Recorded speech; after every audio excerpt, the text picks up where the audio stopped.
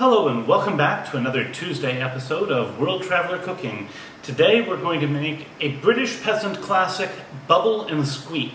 Now we're heading into the holiday season, so this is quite appropriate. Anytime you have a bunch of leftover mashed potatoes, this is a great way to turn them into something absolutely delicious. So this was basically a way to use inexpensive leftovers, and same thing today, and turn them into something great.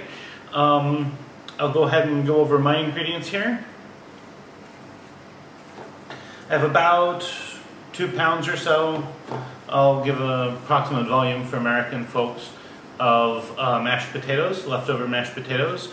I probably have 1.5 cups or so of chopped, 1.5 to 2 cups of chopped cooked cabbage. You can also use Brussels sprouts, those work really well. I'll use at least 1 of these onions, maybe 2, depending on how I'm feeling. Probably all of this bacon. The amount of bacon isn't really that important. People use leftover meats of whatever kind. Could be some leftover sausage. Basically, the whole point is this would be mashed potatoes and like whatever you'd have in a basic English pantry leftover, and fry it up together. And the main cooking oil will be beef suet. So you could use beef drippings, goose drippings, chicken drippings, whatever you have, go ahead and use it. So now some people, a lot of recipes say cook this on a non-stick pan. Of course, that's a new addition. I will be cooking these on carbon steel. So if you have a non-stick pan, you can definitely use it, but I expect to get a nicer browning of this on carbon steel. So next up, I'm going to chop my bacon, chop one of my onions, and then we'll get started. I think I'll only use 1 onion today. So let's go ahead and get started. So based on the size of the pan, I'm going to do this in 2 batches. I'm going to start with a nice large spoonful of my cooking fat. Some people recommend more, some people recommend less. And I'm just going to let this get nice and hot. Once it does, I will add my bacon. And at this level of heat, it probably won't take much beyond melting it when I want to do that. But you're going to want to know your own stove and stuff. Ooh, that smells good. I love the smell of beef fat. It has a wonderful smell about it. So that's getting nice and hot. So we will add our bacon.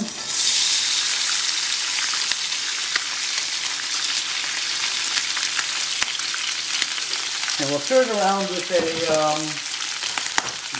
of course, this being a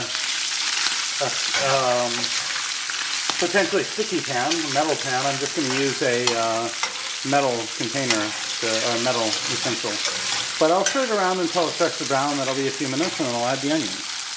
Now that this is just starting to brown a little bit, and it's starting to stick a little bit, I'm going to add my onion, and hopefully the onion will pull off anything that's stuck to the bottom.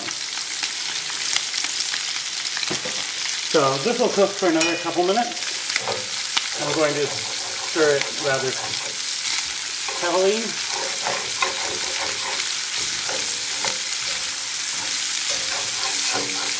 Yeah, it's pulling stuff off the bottom, that's good. And once this is nice and translucent, then I will add the cabbage as well. Some people also add garlic at this stage, but that's totally optional. You can see how the bacon is really starting to brown up even after I've added the onions. That's great. So we'll just let this continue to go. So just in case, I'm not sure how that last part went, I added the cabbage, and I'm stirring that in. This should help continue to pull up anything that's stuck to the bottom of the pan. Again, something you don't have to worry about on a non-stick, but on a cast iron you do.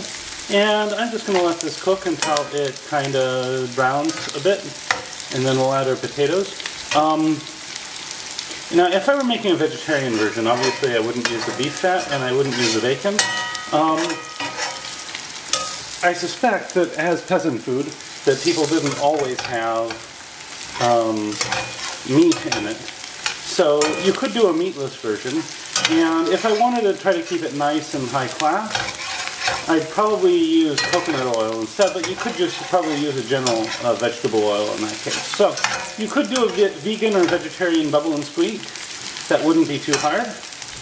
But of course, traditionally it would be served with eggs, and I guess if you're a vegan, you couldn't do that either. So, anyway, this is continuing to cook a bit, and I'll be back when we're ready for the next thing. So now I'm going to stir in half of basically about a pound or 400 grams or so of mashed potatoes. I'm going to stir these in so that everything's nicely incorporated. And then I'm going to squeeze it onto the bottom as sort of one giant pancake.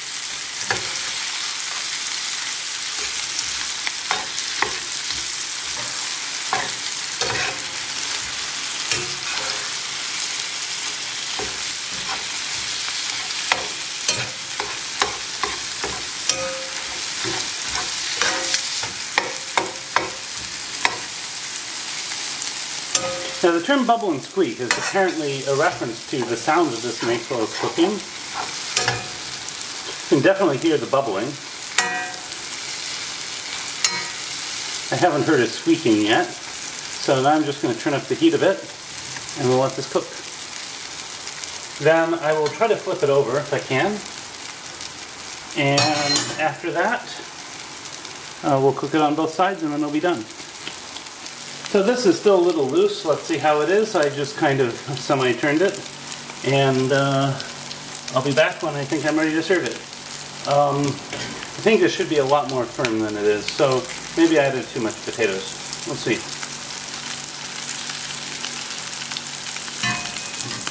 So now I'm going to cook it on a lower heat, kind of let it try to dry out a bit. So I think this may actually be coming together.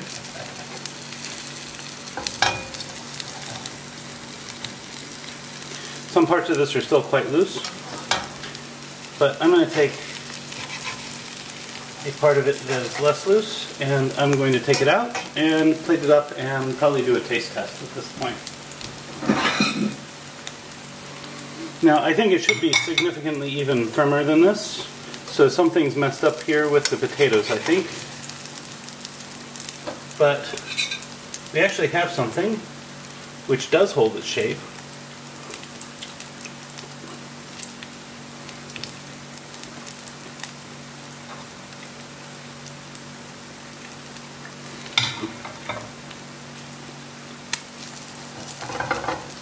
So I'm going to let this continue to cook for a bit while I go ahead and do a taste test. And now for the taste test.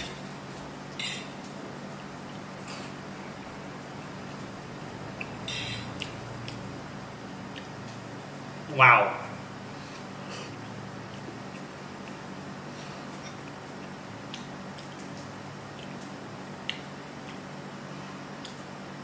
The mixtures of flavors here are just amazing.